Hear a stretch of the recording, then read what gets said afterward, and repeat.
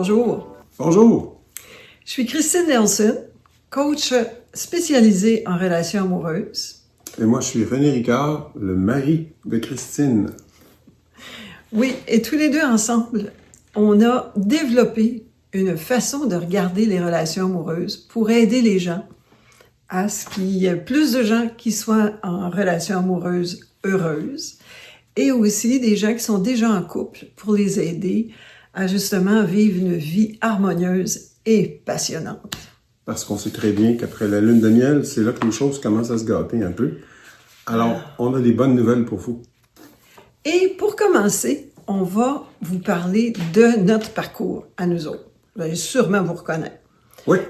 Alors, tu veux-tu commencer, toi? Je vais commencer. OK. En fait, la chose que je trouve intéressante à dire, c'est que dans le couloir qui mène à mon sol, il y a une superbe photo de Christine de sa trentaine, où elle était tellement belle. Et puis, à un moment donné, dans un moment d'égarement, je me dis, qu'est-ce que ça aurait été d'être en relation avec Christine à cette époque-là? C'était pas une bien bonne idée. Christine m'a vraiment fait décrocher de cette idée-là. Et moi-même, de toute façon, dans la trentaine, j'étais pas du monde, parce que j'avais pas les enseignements que j'ai aujourd'hui dont on va vous parler. Alors, je me représente de nouveau, je suis René Ricard. Écoutez, dans ma vie, j'ai eu à peu près 80 relations. Ça semble beaucoup, là. Dont certaines qui ont duré quand même plusieurs années. Pour moi, ce que ça prouve, je ne veux pas me vanter avec ça, je dirais plutôt que ça trahit une certaine incompétence, pour pas dire une incompétence certaine de ma part. Je ne comprenais pas les mécanismes qui font qu'on puisse être en relation harmonieuse, qu'on puisse surmonter ses difficultés. Ça m'était totalement étranger, cette chose-là. Moi, mes relations, ça se détériorait comme un glissement de terrain après une grosse pluie. Comment c'était, René, quand arrivait le temps des fêtes et que tu présentais ta blonde à ta famille? Ouais, ça, c'était plutôt comique parce que je leur présentais ma blonde, puis je leur disais que c'était la femme de ma vie. Et mes frères et mes soeurs me disaient, oui, mais tu nous as dit la même chose l'année passée, avec la blonde de l'époque. Alors, c'est pour vous dire à quel point j'ai beaucoup essayé. J'ai beaucoup essayé. Cette fois-ci, c'était la bonne. Connaissez-vous ça, cette phrase-là? Cette fois-ci, c'est la bonne. Cette fois-ci, c'est le bon gars. Ouais. Entre le souhait et la pratique, ça peut être deux choses différentes. Ouais. Et toi, Christian? Ben, moi, je vais partir avec le début. Le début de mes relations, c'était que, j'étais très jeune avec mon premier mari, parce qu'on s'est mariés.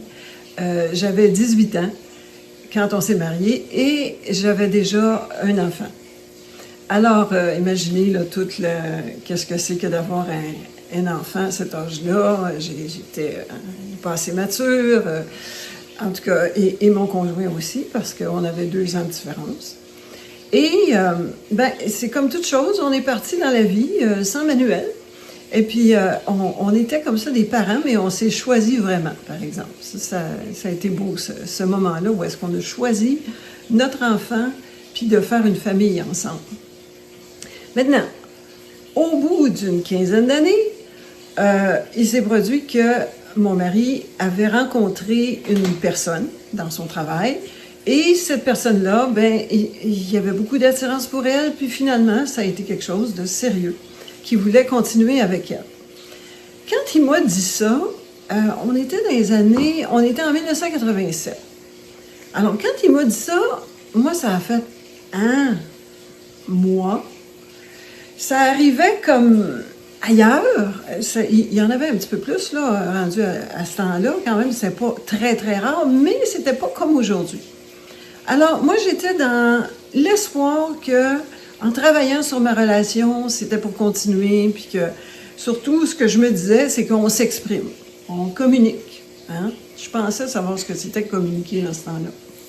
J'avais déjà lu beaucoup de livres sur le développement personnel, mais finalement, quand est arrivée cette nouvelle-là, après ça, je me suis tournée vers des outils pour voir qu'est-ce qui arrivait, comprendre, et puis de pouvoir mieux vivre ce que j'étais en train de vivre. Alors, c'est dans un cours que j'ai découvert que j'avais quelque chose à voir avec ça, que c'était arrivé, ça. Ah, mauvaise nouvelle. Ben oui. Et j'ai vu que c'était pas juste c'est mon mari qui m'a trompé, là. Non, on s'est éloigné de plus en plus, dans le fond. Quand j'y repensais, là. Tu as vu que tu étais en partie responsable de ce qui est arrivé. Oui, ça m'a permis de voir ma responsabilité, pas ma culpabilité. Non, je parle de responsabilité. C'est-à-dire que j'avais quelque chose à voir avec ça. Et puis, ben ça m'a apporté déjà beaucoup de paix. Au lieu de penser que j'étais la victime de quelque chose d'épouvantable. Ou que la vie t'en voulait. Ou que la vie m'en voulait. Oui, on entend ça souvent. La Ben vie m'en veut. Ben oui. Ouais. Alors, je suis sortie assez vite de là, tant mieux. Et ça me permettait aussi de m'ouvrir à une autre relation. Donc, quand j'en ai fait mon deuil, quand j'ai compris qu'est-ce qui était arrivé, ben j'ai dit... J'avais juste 33 ans à ce moment-là. Je me suis dit, ben c'est un beau chiffre, ça, pour repartir dans une autre relation. Donc, je me suis créé une autre vie. Maintenant, là, j'en ai appris beaucoup là, depuis ce temps-là. Ça fait que quand je retourne en arrière et que je regarde qu'est-ce que j'ai fait, ah, OK, c'est ça que j'ai fait. Alors, la personne qui s'est intéressée à moi avait 22 ans plus vieux que moi. Et puis... Je suis capable de voir aujourd'hui que dans ce temps-là, j'avais pas une estime de moi très, très forte. Alors, je pensais là que 33 ans, moi, c'est fini. Ça y est, on me met sur le bord de la route.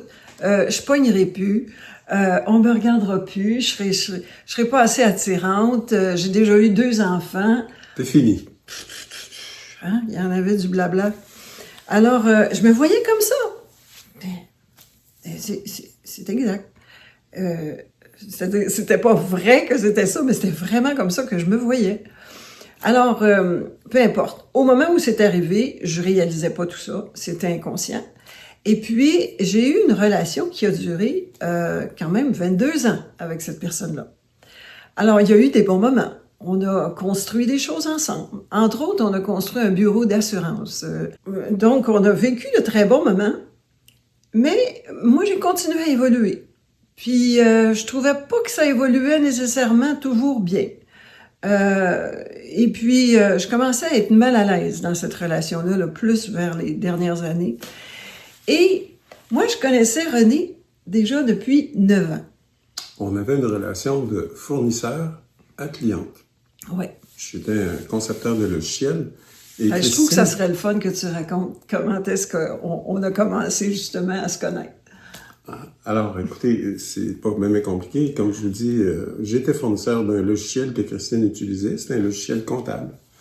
Et on était à l'époque où, oubliez ça, le téléassistance, le télésupport, ça n'existait pas. Il y avait juste 2 aveugles au téléphone qui essayaient de se guider. Et Christine n'avait pratiquement pas de... Comment dire? de connaissances informatiques ou de culture informatique. Pour Christine, un dossier et un fichier, c'était la même chose. Alors, j'étais très, très, très mal équipé et très impatient quand je jasais avec Christine parce que, comme je vous dis, j'étais un aveugle qui parlait à un autre aveugle. Et je m'impatientais. De toute façon, la patience, c'est pas ma qualité cardinale. Ça n'a jamais été ta force. Non, ça n'a jamais été ma force. Alors, il arrive que, oui. Et arrive à un moment donné où elle doit renouveler le contrat de support pour pouvoir avoir accès aux mises à jour et aux nouveautés, etc. Et j'entends pas parler de Christine. C'était la première année, hein? C'était la première année. Je faisais ça. Alors, j'appelle Christine et... Madame Nelson. Et je lui dis, Madame Nelson, oui, il est temps de renouveler votre contrat de support.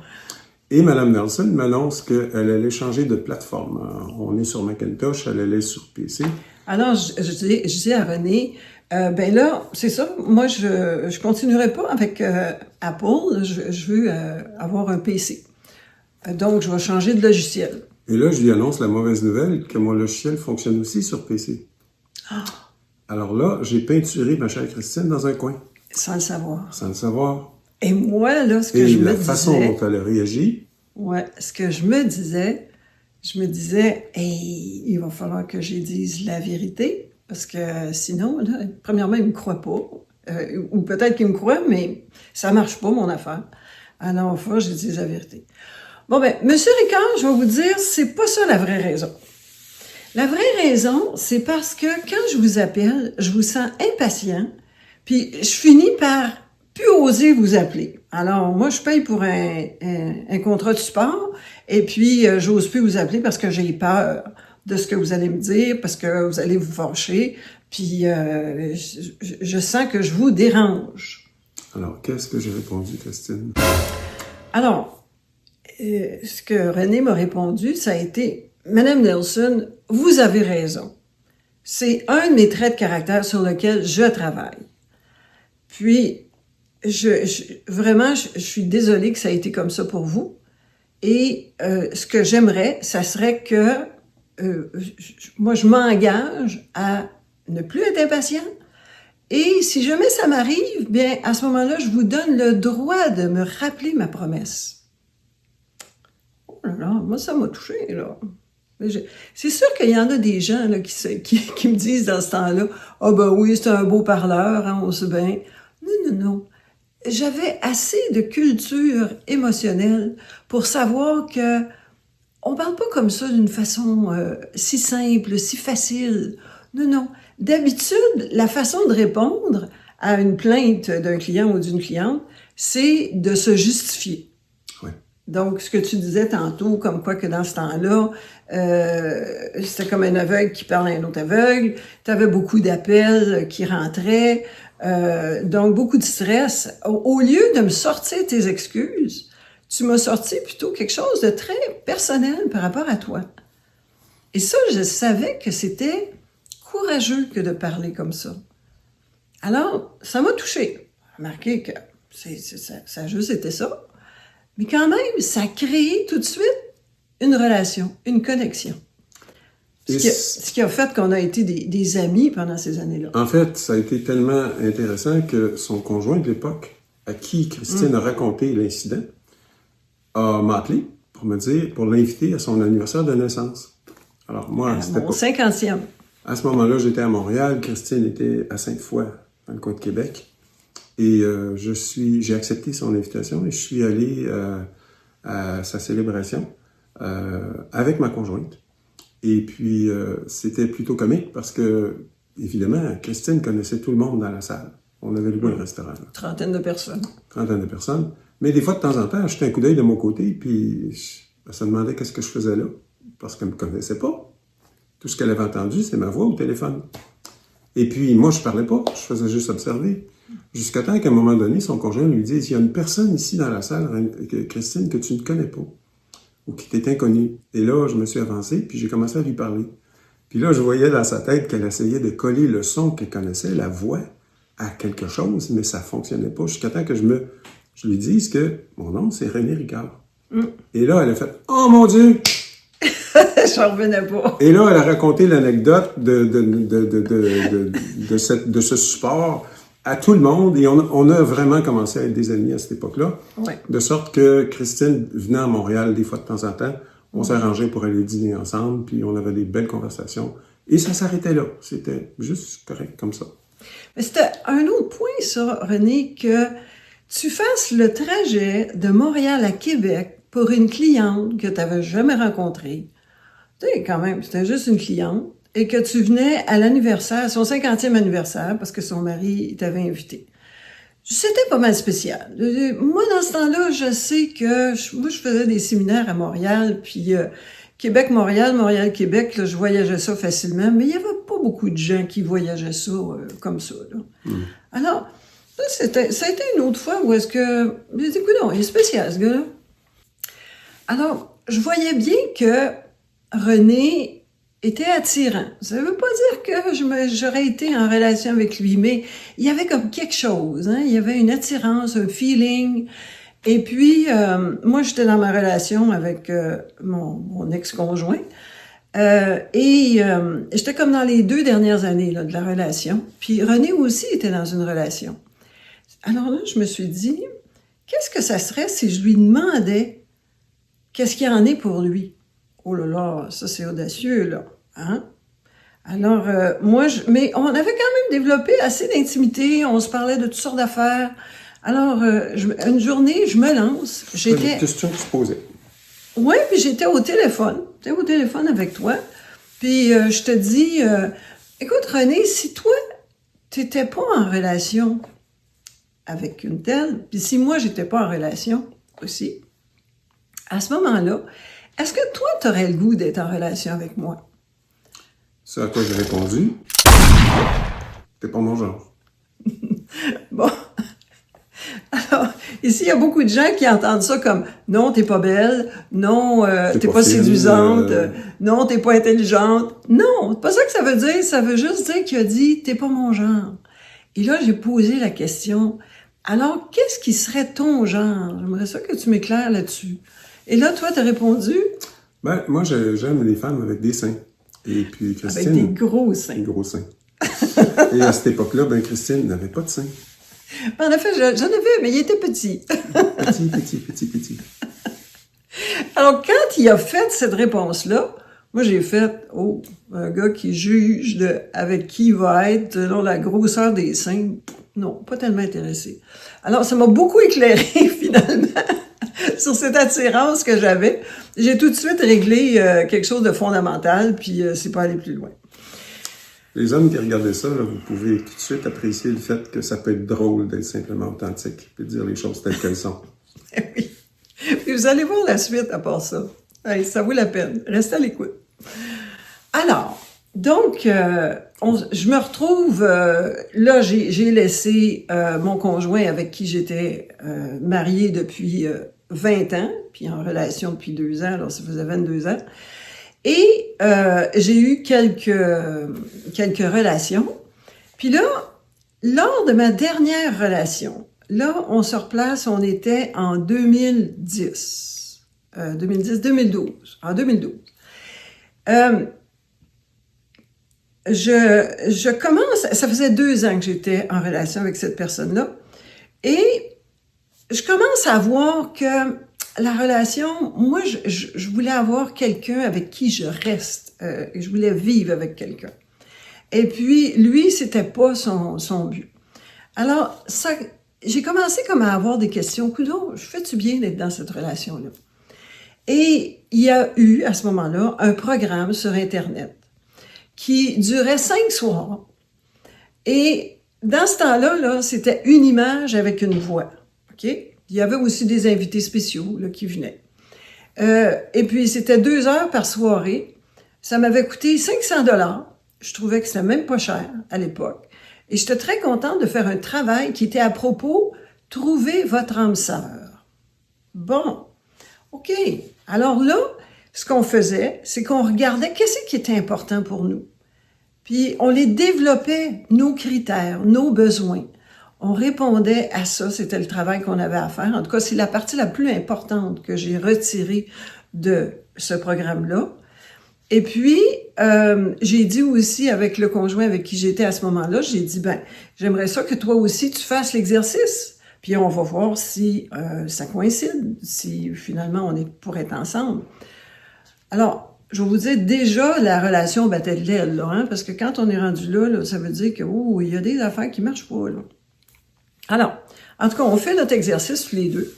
Et puis, bon, ben c'était clair, on restait des amis, mais c'était clair qu'on n'avait pas les mêmes objectifs. Puis heureusement qu'on s'en est parlé, parce que sinon, on aurait continué à perdre notre temps. Hein? Parce que ce que je voulais, c'était pas juste une relation de passage, mais je voulais vraiment être avec quelqu'un, vivre avec quelqu'un, puis vivre tout ça, là, ça représente, il y a des difficultés, mais on grandit là-dedans, puis j'étais rendue là. Alors, parfait. Et à un moment donné, c'était un mercredi, ça c'était au mois de septembre en 2012. On se parle au téléphone, encore une fois. Tu sais comment est-ce que c'est? La relation est finie, mais on se parle, on envoie des textos, on s'appelle. Alors finalement, je lui dis ce mercredi-là, je lui dis, écoute, j'aimerais mieux qu'on se texte plus, on se téléphone pas, j'aimerais mieux qu'on prenne la distance, puis voilà, j'aimerais avoir mon espace, puisque notre relation est terminée, puis je suis bien comme ça. Alors ça, c'est le mercredi. Le vendredi, donc 2 jours plus tard, Qu'est-ce que tu as dit, toi? Écoutez, moi, je suis un motocycliste. René m'a appelé. Ça fait depuis longtemps. Et cet été-là, comme dans bien d'autres étés, à toutes les fins de semaine, il pleut. Alors, j'avais rien à faire au bureau. Et puis, je décide d'appeler Christine. Je savais même où elle demeurait, dans les Laurentides, ici. Et puis, j'ai dit à Christine, écoute, il va pleuvoir en fin de semaine. Est-ce que je peux aller faire un tour de moto chez toi? Ça va juste me permettre de sortir puis de faire mon tour de moto. Elle dit oui, aucun problème. Alors, je m'en vais chez elle. Je descends de ma moto. Christine sort dehors et je la regarde. Et là, c'est un peu comme si la muraille de Chine venait de tomber. J'ai fait « wow ». Pourtant, elle n'était pas vraiment différente, mais on dirait que mon regard s'était comme ouvert. Ça, c'est plutôt déstabilisant. Alors, écoutez, elle est en train de faire la vaisselle. Moi, j'aime faire la vaisselle. Hey, on rentre en dedans, je continue à faire sa vaisselle, je pense. Quelque chose de bon. Et puis, on parle. Et je lui raconte une anecdote à l'effet que, dans ce temps-là, il y a un type qui était en relation avec moi, puis on s'appelait toutes les semaines, et puis on se lançait un défi. Moi, je me souviens plus de son défi à lui, mais je me souviens de mon défi, par exemple, que je lui raconte. Et je m'entends raconter ça à Christine. Et mon défi, c'était que depuis 6 semaines, j'étais sans relation, ce qui pour moi est une éternité. Vous commencez à vous en douter. Alors, j'avais l'impression vraiment d'être un avion qui attend la permission de la tour de contrôle pour se déposer, finalement. Mais j'ai raconté ça, puis je lui ai dit, bon, écoute, j'ai décidé, moi, de toute façon, d'aller dans un centre d'achat, de repérer quelqu'un à mon goût. Je m'en vais vers elle, je lui ai dit, bonjour, je m'appelle René, j'ai le goût de faire votre connaissance, est-ce que c'est possible? Et j'ai dit à Christine, j'ai dit, c'est tellement pas moi, ça, ce genre de choses-là. Mais tellement pas moi. Je me vois pas faire ça. Et là, il s'est passé quelque chose de spécial. Parce que dans ma tête, il y a une voix qui commence à me dire, René, qu'est-ce que ça serait d'être en relation avec Christine? Et là, il y a l'autre voix, la voix de l'ego, la voix de la raison, qui dit, mais René, maudit fou, tu n'as même pas fait l'amour avec elle, tu sais même pas si ça va fonctionner sexuellement. Qu'est-ce que tu fais là? Qu'est-ce que tu es en train de dire? Et l'autre voix qui commence à se faire de plus en plus insistante, et l'autre voix qui embarque, une belle cacophonie et tout. Et puis, à un moment donné, c'est comme un moment de silence. Là, je regarde Christine, puis je lui dis, Christine, je pense que notre temps est arrivé. Alors, Christine observe un silence stratégique d'une couple de secondes. Parce qu'en dedans d'elle, ça fait « yes ». Mais je voulais pas avoir l'air trop contente. Et elle dit finalement, au bout de quelques longues interminables secondes, « René, je suis d'accord, notre temps est arrivé. » Et la chose dont je me souviens, c'est que je me retrouve à genoux devant elle, à lui déclarer mon amour. Tandis que mon autre voix continue à me traiter d'imbécile, de fou et de tout ce que tu voudras, là. Et ça me touche encore quand tu partages ça. Ben, c'est pas banal. C'est très spécial, cette affaire-là. Je te repasse la rondelle. Ouais, ben, merci. Merci d'avoir écouté ta voix intérieure. Ce que tu appelles la voix de ton âme. Oui. Je pense que si on a une âme, là, ça pourrait ressembler à ça. Puis elle a parlé fort. Puis insistante. J'en avais, moi aussi, une petite voix intérieure qui disait, ben Christine, tu t'étais dit que là, après cette dernière relation-là, tu étais pour être seule, puis que tu serais très bien toute seule, puis tu avais le goût d'être toute seule. Fait que là, c'est pas le temps là d'embarquer dans une autre relation, là, tu viens d'en finir une. Alors là, d'un autre côté, ça disait, regarde là, c'est ça que la vie t'envoie. C'est le temps là de sauter dans le train. Arrête de discuter, là, c'est comme ça la vie. Quand ça se présente, c'est le temps d'y aller, hein? Carpe diem. Oh, j'ai fait, ouais, c'est vrai. Tout ça, ça se passait là, dans ma tête à moi aussi, là. Écoutez, 3 semaines après, Christine était déjà l'embryon de la coach qu'elle est aujourd'hui. C'est une femme qui est très puissante, qui est très clairvoyante également, qui voit très clair dans notre jeu. Et puis, j'ai dit à Christine... Ça pourrait être interprété comme une déclaration de macho, mais c'était pas le cas. C'était pour moi une évidence. J'ai dit, Christine, j'ai dit, toi, je te marie. Ce à quoi Christine, elle a dit, Ça fait déjà 3 mariages. Ouais, c'est ça, ça serait mon 3e mariage. Alors, écoute, moi, je sens pas le besoin de me marier. Je trouve qu'on pourrait habiter ensemble, ce serait OK comme ça. Et par contre, et donc ça a été ma première réponse. Mais après ça, j'ai laissé ça mûrir, puis j'ai regardé ça différemment. J'ai vu que quand on parlait mariage, ou en tout cas quand René me parlait de mariage, à ce moment-là, moi, j'entendais mariage comme tout ce que j'avais connu avant. Et là, je me suis dit, hey, je suis justement en train de réinventer ma relation amoureuse pour qu'elle soit absolument pas comme les affaires du passé, mais plutôt dans ce que je veux créer. Et là, j'ai parlé à René, et je me suis dit, moi, je suis d'accord qu'on se marie, en autant qu'on réinvente qu'est-ce que c'est que le mariage. Ah, des fois, il y a des gens qui me posent la question, ouais, comment est-ce que tu as réinventé ça, le mariage? Oh my God! C'est qu'on s'est mis des bonnes bases, on s'est parlé des choses qui étaient importantes pour l'un et pour l'autre. On a travaillé sur nous-mêmes. On a vu les affaires qui marchaient pas, on les a enlevées du chemin. Parce que souvent, mariage, pour moi, ça voulait dire endurer l'autre. T'es marié, ben regarde, il faut que tu fasses avec, tu sais. Non, mes parents faisaient ça, puis non, m'intéresse pas, moi, d'être dans une relation pour ça. Et pour ceux et celles qui se demandent, étant donné que Christine n'avait pas de sein, comment ça s'est fini, cette chose-là? Deux choses. Premièrement, la question sexuelle, un mois après, c'était vraiment réglé. Elle était devenue mon genre. Et en bonus, de façon non attendue, Christine s'est mise à se pousser des seins.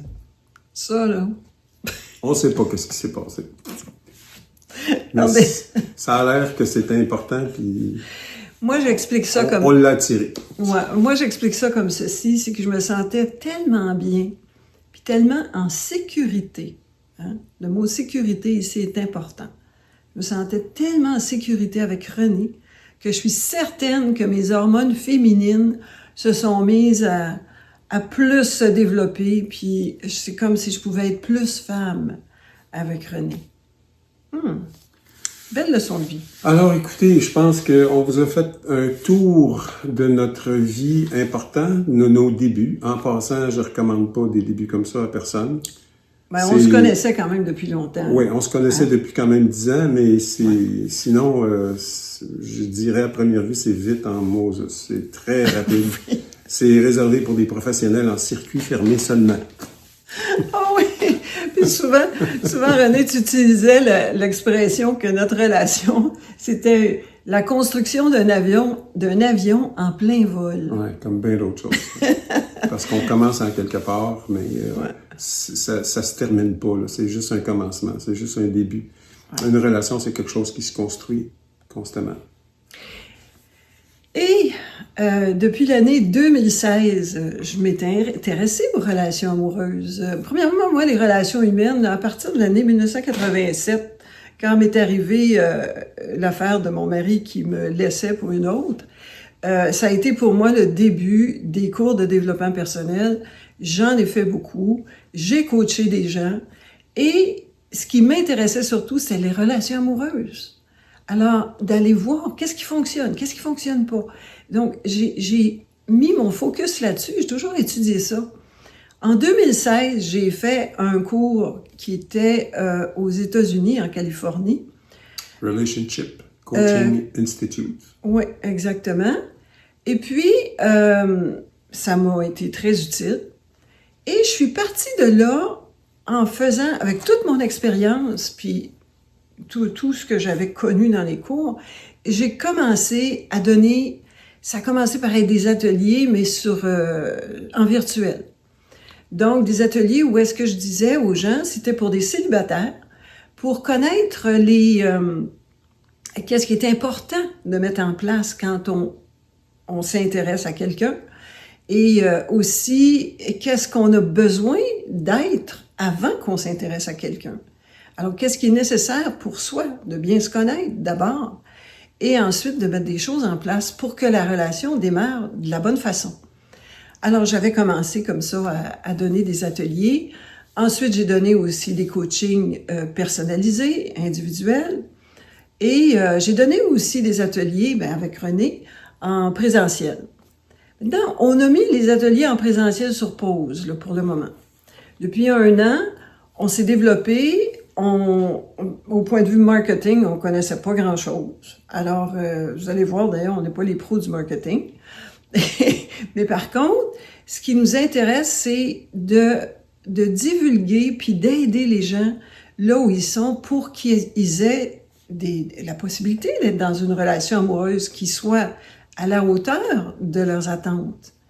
Moi, j'avais 56 ans quand j'ai laissé mon deuxième mari et que je me suis dit, j'ai juste 56 ans. Je peux très bien me faire une relation amoureuse comme je voudrais la vivre. Alors, si ça résonne pour vous, venez justement voir qu'est-ce qu'on offre et voilà, nous autres, on est là pour aider, être vulnérable aussi, être vrai. Je pense aussi que vous avez vu qu'on peut être assez authentique. Et moi, je trouve que c'est ça qui est important. C'est de dire les vraies choses. De dire les choses comme ça se passe. Et non pas l'illusion que ça devrait être de telle façon. Alors écoutez, on vous invite à aimer cette vidéo-là. Vous savez, tout le monde demande ça. Et pour ceux et celles qui arrivent directement de YouTube où ils ont découvert cette vidéo, dans le bas de l'écran, il y a le lien pour notre page web sur laquelle vous allez pouvoir trouver plus d'informations.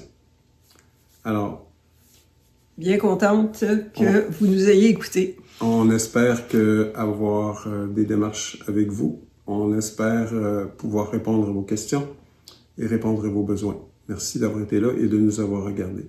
Oui. À une prochaine. À une prochaine.